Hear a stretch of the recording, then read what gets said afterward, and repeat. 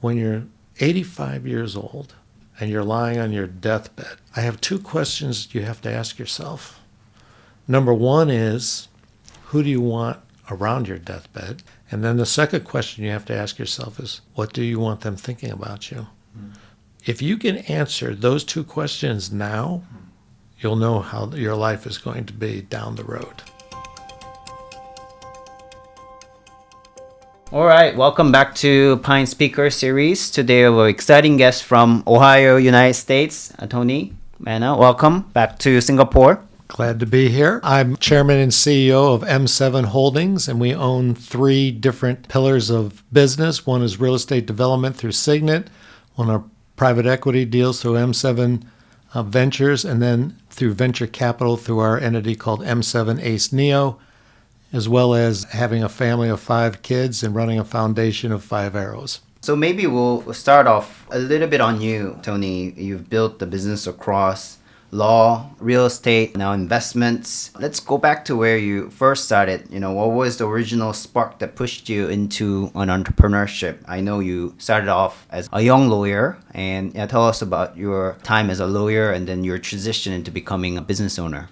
Yeah, I would sit there and say even before I became a lawyer, there were two occurrences that began to affect my thinking while I was in college. One was 1980 when I was 19 years old. The professor of my finance class, who was basically completely worthless, except for this one day, and it's amazing how one person affects your life, told us all to put our books on the floor, and we were going to study a survey of men 65 and older.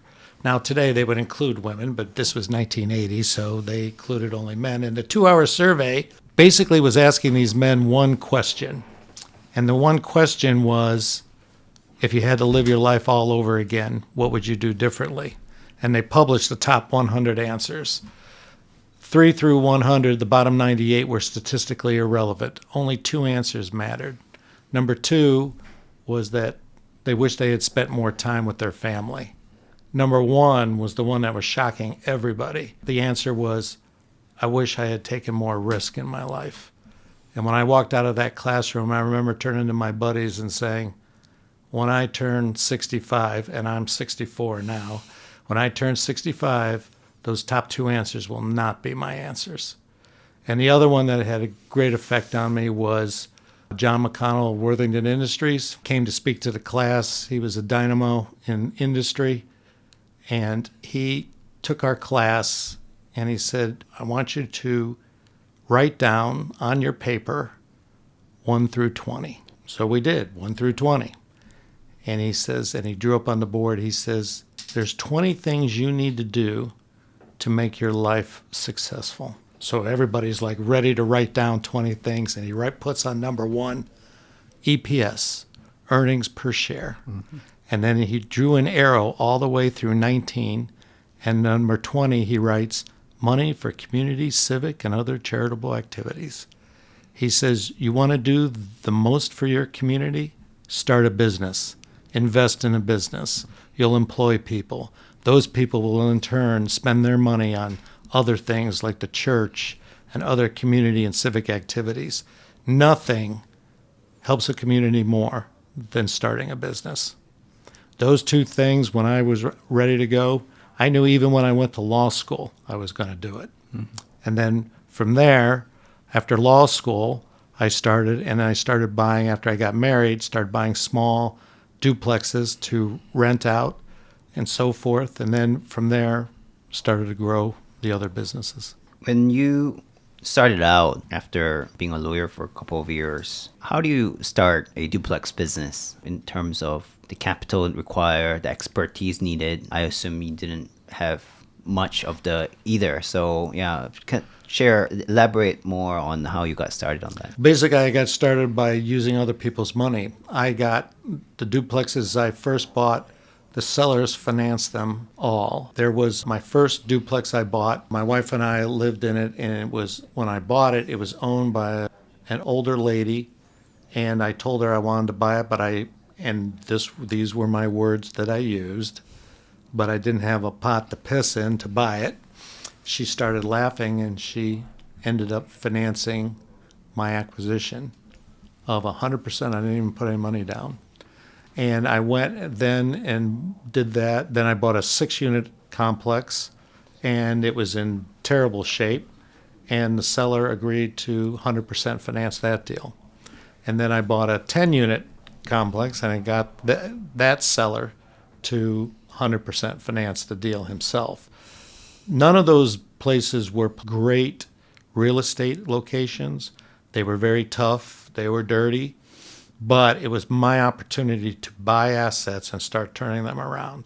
So even when I started practicing law, I was doing this on the side.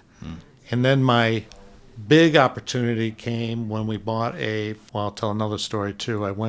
Before I get to that one, I still remember this. I went to try to buy a small company.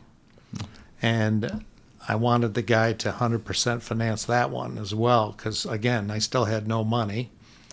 And I'll never forget, he took a look at my offer, and he says, I am so insulted by this offer. I should take a gun out and shoot you. And I said, well, clearly you're not happy with this offer. So I said, we left. I had another guy with me, and I get in the car. I go, well, that didn't go well, and so forth. But you learn, for all the stuff of me talking about getting these sellers to do 100% financing, what you learn is there were 99 times I was getting rejected. I only tell the stories about the ones where I actually got the acceptance. But one of the things you have to learn quickly is when you don't have any money, you have to expect rejection a lot, but you can't quit. You have to keep going. So finally, when a manufacturing company came up for sale, it was headed towards bankruptcy, we were able to buy this small little company. Before it got to bankruptcy, we got some bank financing and seller financing. The seller financing came on subordinated to the bank, and we were able to buy this small business, and that's how we got started. Wow. Two things strike me, because seller would actually lend you money to buy their own company, and you would buy companies that you didn't have much operating experience just yet.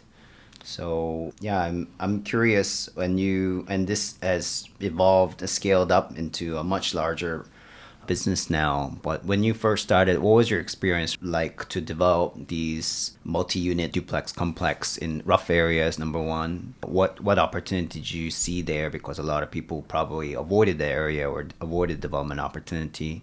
And I'll ask you a question about operating the companies as well. Yeah, I think with regards to the real estate, most people would stay away from that stuff. But when you're young and probably a little bit ignorant at times, you make efforts to go after these things, because if the place is in a wealthy area, I couldn't afford it. I mean, you have to be realistic about what you're going to do. I mean, you have no money, so how are you going to go about buying something? You're not going to go buy the Taj Mahal. You're going to have to buy something that no one else generally wants. So that was my whole theory. I said I can sit around, wait, and try to buy something more expensive, or I can buy some of these and turn them around myself, which is exactly what we did. I mean, back then, when we bought these small duplexes, my wife and I would move into it. So we would get what they call owner financing in the United States, and I would mow the yard, do it all myself. Then we'd move into one of these other ones, get owner financing, and so forth as we continued to build these. So, but again, you have to make a decision in your life. You have to kind of step down. Like some of my friends would come visit, and they're like, "You really want to live here?" Yeah, we did. In the meantime, they were renting. Nice places, by the way. Meantime, we're owning. Now, after a while, we began to catch up and so forth. So all those type of things start to matter. You have to decide, are you going to be in control of your life, or are you going to let everybody else's thinking control you? So that got into the little company that we ended up buying. And this is probably the biggest thing that influenced me from a performance standpoint, was as we got into this company, it was a tier 3 automotive manufacturer. And one day after a year, it was very tiny, and it was one of the companies we were a supplier to was Ford Motor Company.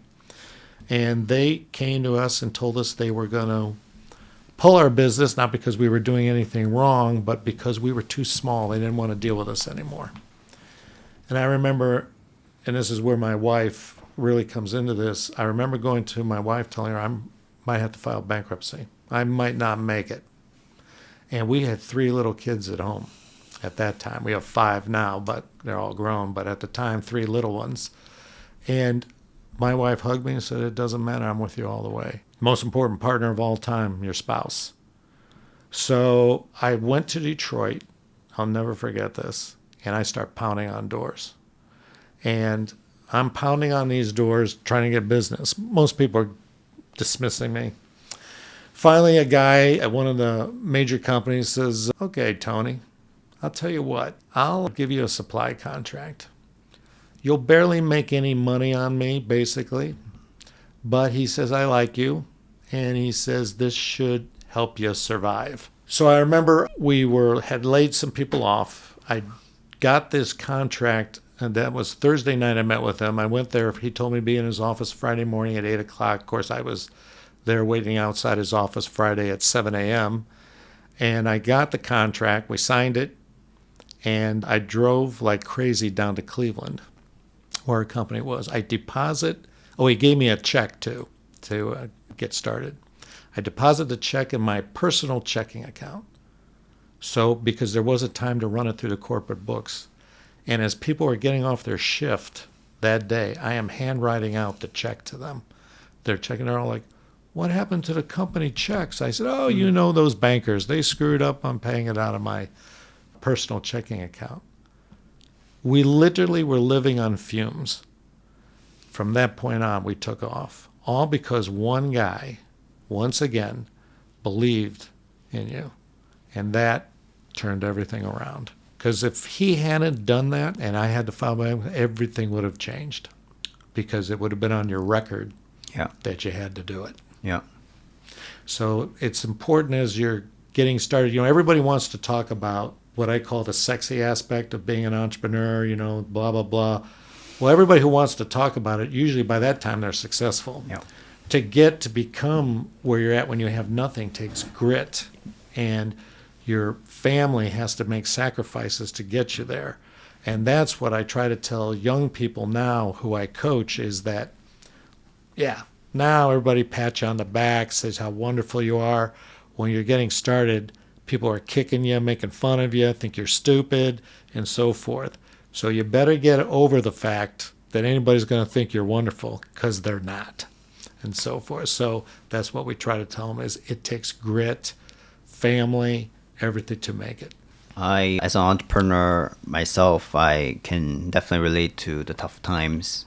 When I start my second business during COVID, everyone thought the world was going to shut, and I had a 4-month baby on my own. And then running a fund also is a little different because we don't really have a product. Product is me as a fund manager, so we had to get a lot of people to believe in my eyes to pick the right deals, right businesses, right founders to invest. And it takes a while before these investments to really show results. So it's not something that you can see the results right away. So I want to go back to sort of how you pick these investment opportunities, because you've done it in real estate, you've done it with companies.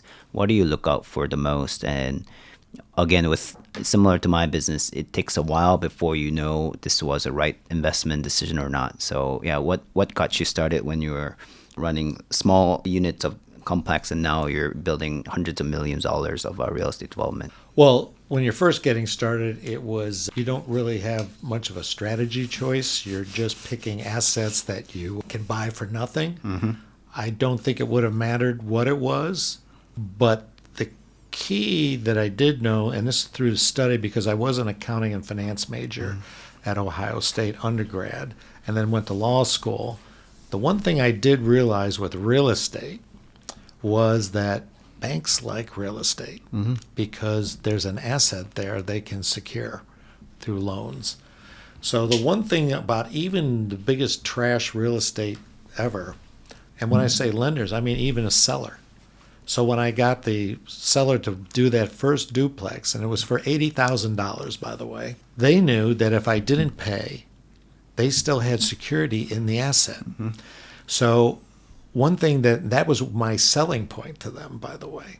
So when I went to them, I said, look, even if you think I'm a complete idiot after a while, you still are protected with your asset because of the security you're going to have through the loan. So one of the things in getting started in these early things was knowing how the legal system worked, and second, how the finance system worked. But the other thing is, I also started out as a tax attorney. I also knew the advantage of real estate when it came to taxes, which is a very important aspect in saving whatever money you made. So that was the initial thing in getting started. There was some strategy with regards to it, but the first thing was just to find assets that somebody wanted to get rid of that no one else wanted, and they were willing to finance it themselves. Like I said, I tell those stories like 99 out of 100 times somebody threw me out of their office because they were not going to do it. But every once in a while, they'd have one that would do it. So as we started to build those up, then new strategies started to come in, like when we started to buy small businesses and so forth. Again, we didn't have a lot of money. We started to put those small businesses again that somebody didn't want. It was still functional, and we could start buying them. So then the big break for me came with the stadium deal in Akron. When that deal, and this is a fun story to tell and so forth, I first contacted this guy in 1987. I was 26 years old. And 1987, I was 26, and there was an article in the local paper. And the local paper talked about, not even an article, it was literally one paragraph that said this guy wanted to move his team from Burlington, Vermont to possibly Canton or Akron, Ohio. Now, as my oldest daughter would say, my dad's a baseball nut job. I love baseball. So I contact this guy. And of course, there was no internet back then. So I would just start dialing the phone to get hold of this guy. And I was relentless. And I was annoying everybody. And finally, this guy gets on the phone, the owner, and says, "What in the world?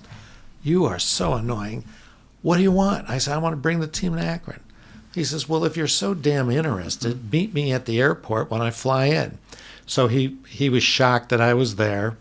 And I had back then, again, no cell phones. I'm holding up a big piece of cardboard that had his name on it.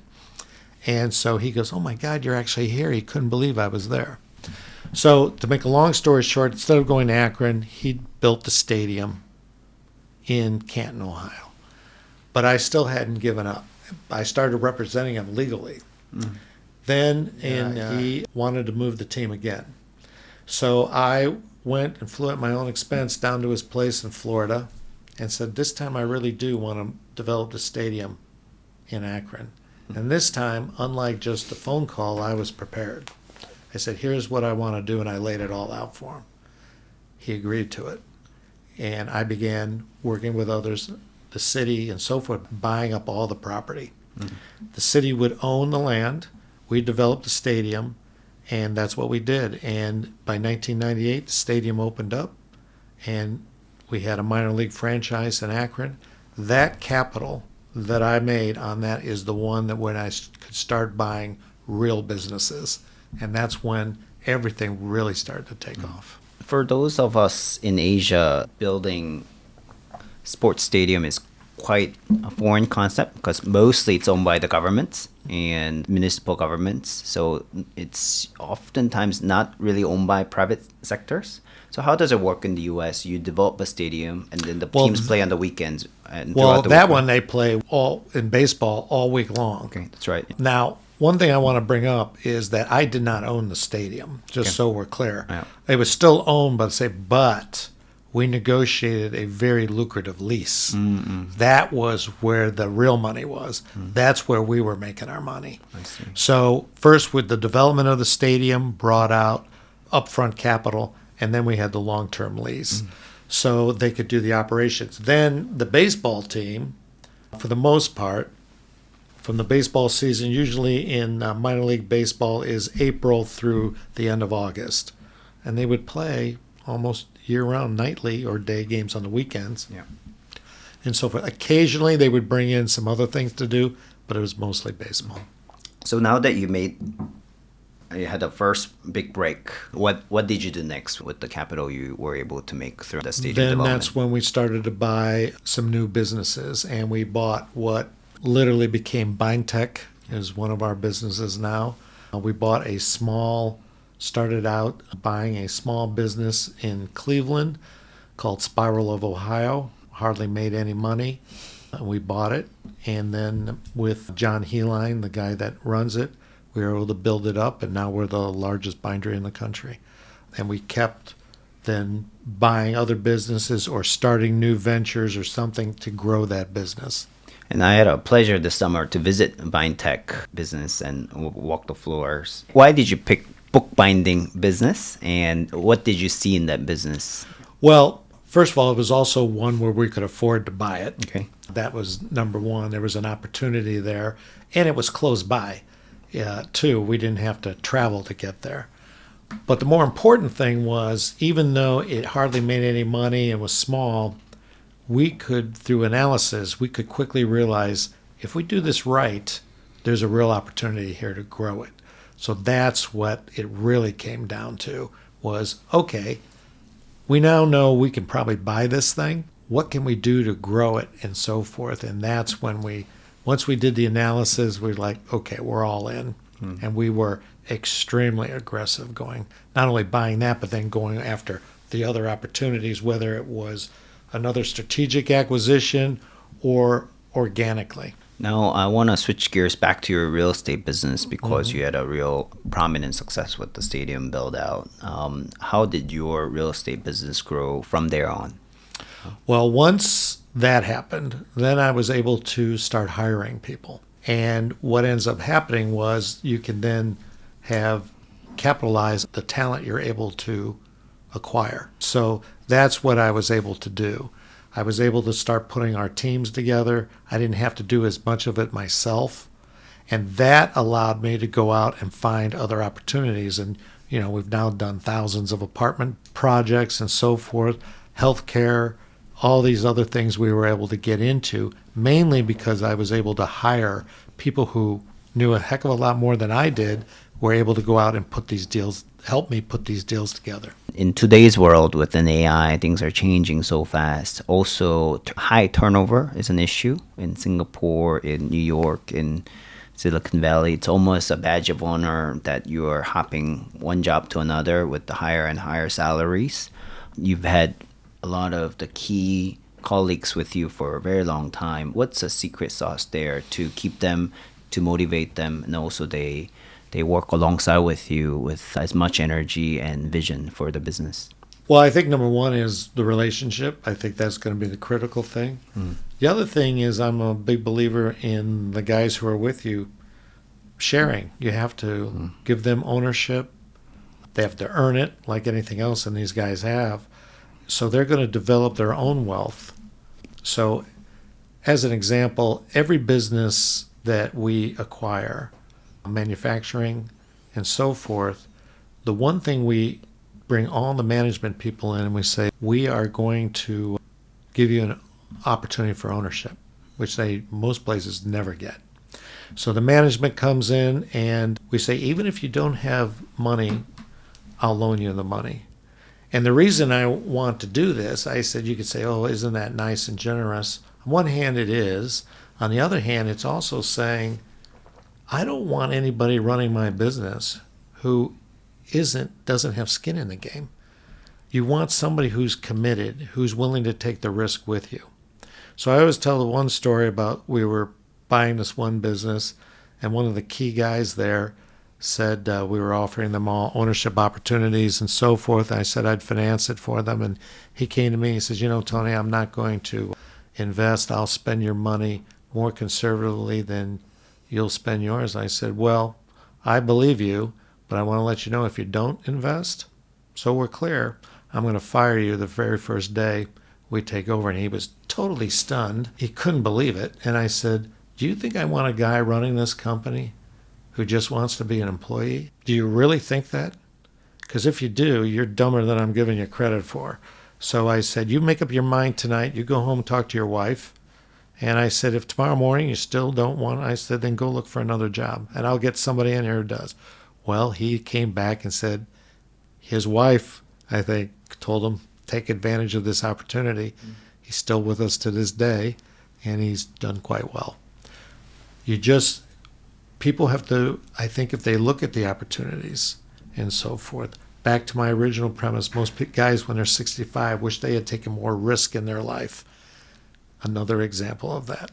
Oftentimes in Asia, when we look at opportunities in the US, we look at the Wall Street in New York City, or the latest tech giant that comes out of Silicon Valley, or we look at the shiny Hollywood projects in LA. These days, talks about the businesses in Midwest hasn't been in a big part of our mind share. When I visited Cleveland for the first time in my life, I realized that's the home of where the great American entrepreneurs like Andrew Carnegie, Rockefeller built their first railroad businesses or steel manufacturing businesses when US really was at the core of the Industrial Revolution. So after building your business in that region of the United States for 3 decades plus, what's your experience? I'm sure you've gone through the ups and downs in the region as well. Sure. And what do you see Midwest US? Where do you see Midwest US going from now on?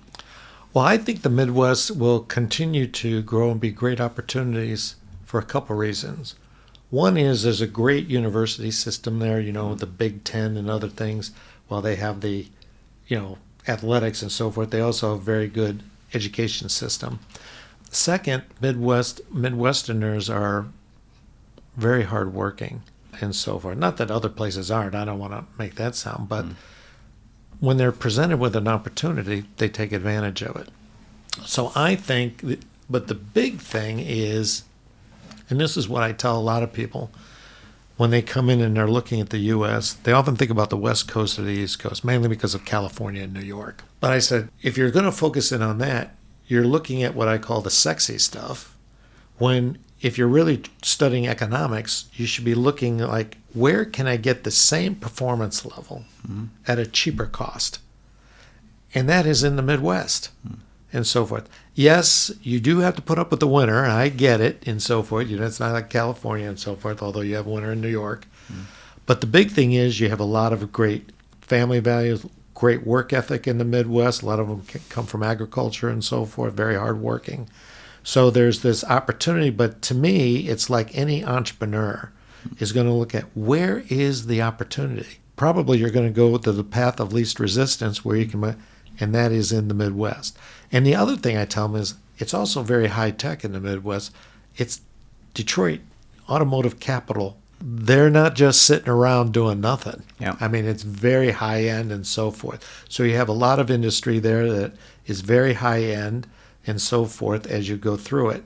So that's pretty much why we've been fortunate enough to be in the Midwest. We do have stuff now across the country, the U.S., in Florida in particular, and so forth, but the Midwest is where our growth has been.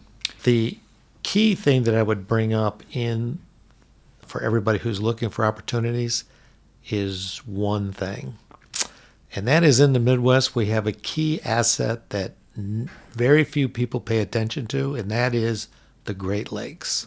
Yes, fresh water.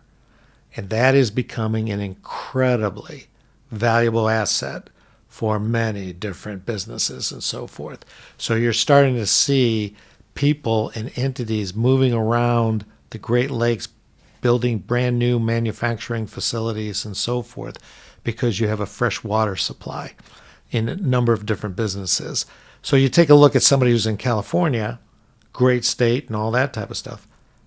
But if they're going to need the water supply of the ocean, they got to get rid of the salt first and so forth. So all these type of things, you're watching different businesses move into the Midwest. The other thing I want to say about the Midwest too, and this began to change probably right when I first got started out of law school in 1986, The Midwest used to be more what I'll call union oriented and have higher taxes.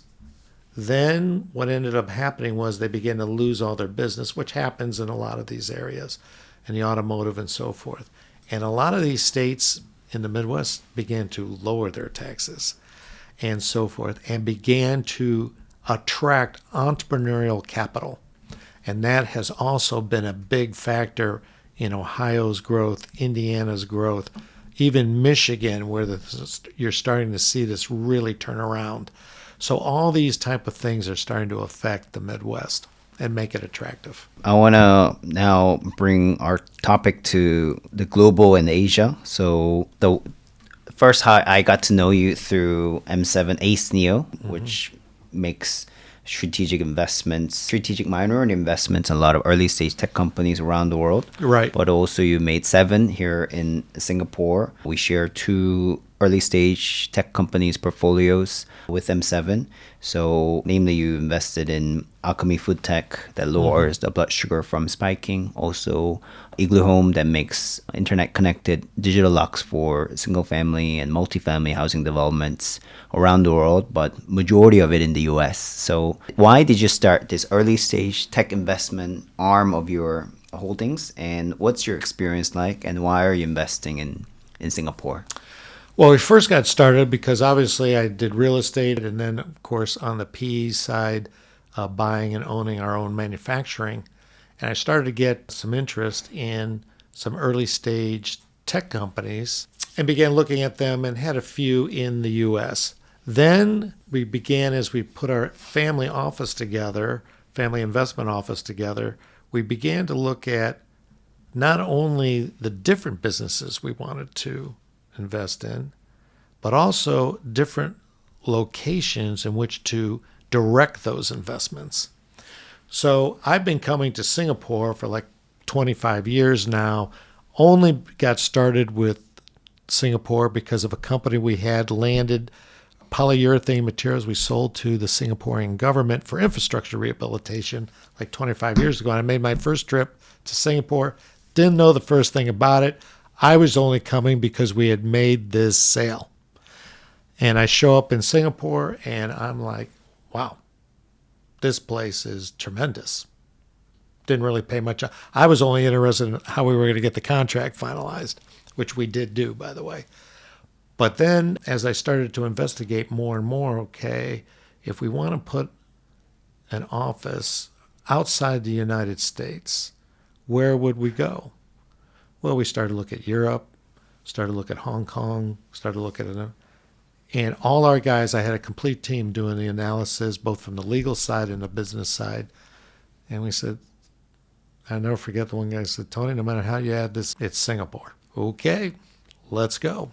And that's how we got started. And so little by little, as the years have gone on, especially as we started talking about this, that's when the investment started happening. You've already now invested about 7 in Singapore, Right. a lot more in the US. What's the experience like? Because it's very different from buying out mature businesses and real estate also. Right. It's a whole different asset class. So what are some of the lessons learned by getting into these early stage tech companies? Yeah. I think one is you have to be willing to take the risk because 9 out of 10 of them don't work. I mean, it's just the way it is. So a little bit of it is, are you willing to take some risks, roll the dice, and so forth? But the more important thing is, that I've learned, is trusting the people you're working with. So we have a team working together both here in Singapore, and obviously they work with our team back in the U.S. And it's that relationship and growing is so forth.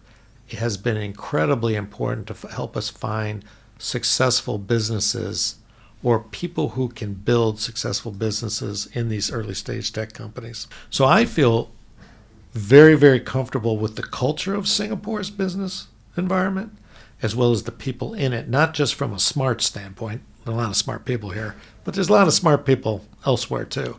It's the work ethic. They work very, very hard, and they're very, very honest and transparent. Tony, we want to ask you about your views on Asia, because you've been coming here on a regular basis. That's how I got to know you as well. What do you see, not just in early stage tech companies, what do you want to achieve here in Singapore, vicinity of Singapore, and also the opportunities that you look into here? The world is becoming much more connected place now. No question about that. And what are the opportunities that you see here that you could possibly bring back home into the US, which is still the largest market in the world? Yeah. Well, I see nothing but growth opportunities here, mainly in Southeast Asia. We've been able to go into Singapore, looked into Japan, other places, and so forth. I see the culture here just allowing us to invest and grow both here and to bring the opportunities of these companies that we're investing in into the U.S. So as an example, one of the businesses we've invested in here, we're already talking to them about taking them and creating and investing in their manufacturing opportunities in the U.S. So what I've told our team is, look, they want the opportunity. They may develop a manufacturing facility somewhere in Southeast Asia or someplace else in Asia. I don't know, or even Europe for that matter. But I said, we're investing in them, and we've told them, we'll put your manufacturing facility or put your U.S. operation in the United States and help you grow it. So we see this tremendous opportunity to invest with hardworking, smart people here in Asia, mainly Singapore, and be able to take them, then their opportunity, into the U.S. and bring it to the U.S. market. Because of our access to the U.S. market, and I'm not just talking about because we live there, I also have the law firm there. We have 100 attorneys that does nothing but M&A work and real estate development. So we have contacts both at the legal level and the government levels, political levels, to help bring these things to the forefront. So we see almost nonstop, unbelievable opportunities to take these early stage tech companies here and hopefully down the road become very successful, mature companies. I want to ask you two more questions. One on creating jobs and community impact, which is one of the key reasons why you started running businesses, from Canal Park Stadium in Akron to venture partnerships. Now you're almost 30 years in since you've heard that survey of taking risk and giving back, creating positive social impact at large. What is your reflection? Do you think you've done a good job? Is there any pockets of impact that you've left out? What more do you think can be done in the next 5 to 10 years as you're building out these businesses and real estate projects? Yeah, I think, well, first of all, I would say that there's always something you've left out. You could always have done something better. There's no question about it. I also try to say there's two things that I would focus on. First, I want to make sure that we talk a little bit about the family and so forth. It's important that family is first and foremost. My wife and my 5 kids are very, very, very important to me, but it's also the aspect that I want the family, my kids, to live the life that they want. It's not what I want or my wife wants. It's important that they live their life, but they have to stay together. And one of the things, the story I told, and I think I've mentioned it before, is the story of Rockefeller with his 5 kids. And they were arguing who was going to get what near the end of his life. There's a reason because of this story, we have our foundation called the 5 Arrows Foundation. Well, people always ask me, well, the 5 arrows, the 5 kids, they get that, but why the arrows? He brought his family in, his kids, when they were arguing, and handed each one of them an arrow. And he told them while they're arguing, he says, all right, they're looking at their father like he's a complete idiot. And he says, what I want you to do is break the arrow, which was very easy to do. They snapped it in half. Then he handed them 5 arrows, each one of them 5 arrows bundled together. And he says, now I'd like you to break them. And none of them could break it, of course.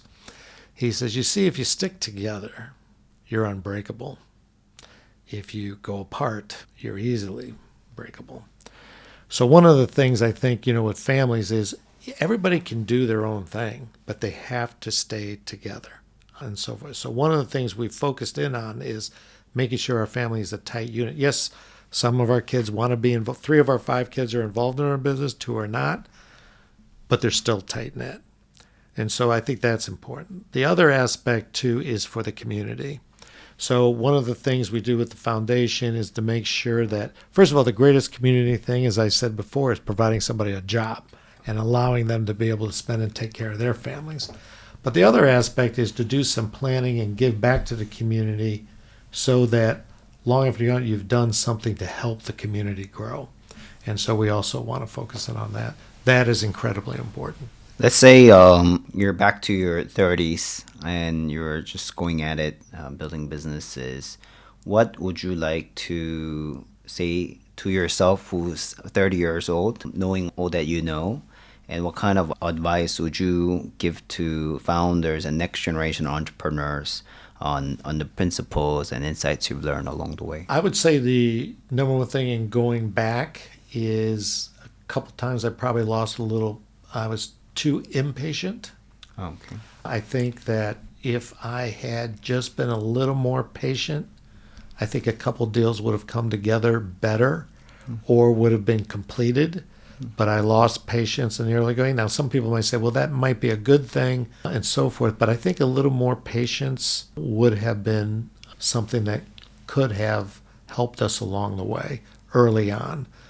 And I would say, like I said, that early on, what I tell young people, when you're successful, everybody pats you on your back, and you're young, you're looking at it, you think that's really sexy, or you think, I want to be Joe Schmo, he's really successful. What I always tell everybody, do it because you want to do it, not because you want to look good in front of other people. Do it because this is you. Do it for yourself. Because if you do and you grow, you're able to take care of people. If you're doing it because I want to be the guy that everybody looks up to, it's not going to work. I mean, it might work for 1 out of 10, but the guys I know who are successful entrepreneurs, most of them don't want any attention. They don't want any fame and fortune. They're not the Bill Gates of the world. They're just go home every day, and the next day they get up and they do it again. And they are the most grounded people I know. They're not into it for fame and fortune. They take care of their families, and basically, it's funny.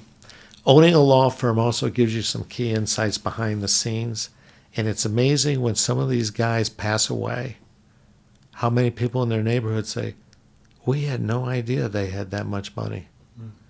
We had no idea. I've watched that happen a lot. And that says a lot about those people. They're not in it for the money. If you're in it for the money, you're doing it for the wrong reason. They're in it because it was the challenge. They enjoyed it. They're able to do things with their family and so forth and pass things on to their family or their workers and so forth. So those are the things I've learned behind the scenes. And so I think those are the most important things. That's why family is number one. Any other interesting stories you've accumulated by running a law firm, and you've seen a lot of family intricacies, especially in the American family context, so that you could share? Yeah, this was actually kind of a funny story. So I was a young attorney, just started, and I represented this one guy, and he got an award from, I can't remember if it was something with United Way. I can't remember what it was. It was so long ago, it doesn't matter. It was in the late 80s, 1980s. And so he's standing up in front of everybody, big award night. He was getting this award. And, I'm there. The firm had bought a table. I was not even a partner. I was just a young associate, but I had done his work. He gets up there, thanks his family, thanks everybody, thanks his wife. I always remember this. Done. Everybody gives him a standing ovation. We sit down. He walks by my table. I'll never forget this. Puts his left hand on my left shoulder, leans over, and he goes, of course, Tony, I was full of shit. And he sits down because his family life was a disaster. Everything was a disaster. Yes, he made a lot of money, but it was a disaster of epic proportion. And I always remember thinking, man, that's sad. I'd rather have less money and have a good family life than do what he has to do. And so to me, that was a very valuable thing. When he came over and said, yeah, those words, I remember thinking, wow, the fact that you actually know this and haven't, I mean, it was just unbelievable to me. I was probably 28 at the time, so forth. So just had gotten married. Do you think then it's possible to create great amount of wealth, but also have a very balanced family life, have a very healthy, mentally and physically healthy life as an Yes, I do. self-accomplished man? Yeah, I think so long as you work at that, Yeah. I think it really is. Like I said, when you own a law firm and you see some people, I see a lot of successful people who have that balanced life. But you also see the ones that they've decided that, for whatever reason, they want to go out and do things you probably shouldn't be doing, and it costs them. And again, it's like I tell a lot of people who are young now. I went into this local community college who want to talk about entrepreneurship. And here's the thing I tell them. I said, I know you guys are 20 years old, and this is probably impossible for you to really do. But here's what I want you to think about. When you're 85 years old and you're lying on your deathbed, I said, now I know you're 20. You probably never thought about this in your lives. But I said, if you're 85 years old and you're lying on your deathbed, I have two questions you have to ask yourself. Number one is, who do you want around your deathbed? Is it your family? Is it your best friend? Is it somebody you've been having an affair with? Is it whatever? Who do you want around? And then the second question you have to ask yourself is, what do you want them thinking about you? Do you want them thinking you were a great family person, very nice, benevolent, whatever? Or do you want them thinking you're a real jerk, self-centered, complete, ass? What do you want them thinking of you? If you can answer those two questions now, you'll know how your life is going to be down the road. You just need to answer those two questions. Now, I said at the age of 20, it's almost impossible. I mean, everybody's going to say, oh, I want my family and so forth. But the directions in your life are going to be the things that are going to cause you to make the real decisions so that by the time you're my age, you know exactly what you want. Okay, with that, Tony, I really appreciate an hour of your wisdom, your life sharing, and your entrepreneurial journey. It means a lot to us. Thank you so much. Thank you. It was a pleasure to be here. I was honored to do it. So thank you. Yeah, thank you so much. Thank you.